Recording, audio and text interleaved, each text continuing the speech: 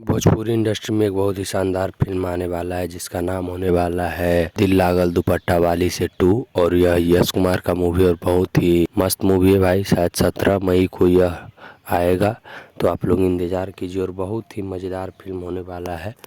और जो भी फिल्म करते हैं यश भैया वो तो जानते हैं कि बहुत ही खतरनाक होता ही है। और 17 मई को ही आएगा, 17 मई को आएगा, आप लोग इंतज़ार कीजिए। और बहुत ही खतरनाक फिल्म है, इसमें मारधार भरपूर है और प्यार मोहब्बत वाला भी सीन है और घर पारिवारिक भी मूवी है। सब कुछ कॉम्बिनेशन के साथ है और बहुत ही अच्छा है। तो आप लोग देखिएगा और प्यारा आशीर्वाद दीजिएगा। यही अपडेट देने के लिए आए थे कि यह मूवी आ रहा है, तो देखिए ज़रूर। और हमारे चैनल पर नए हैं तो हमारे चैनल को सब्सक्राइब कीजिएगा।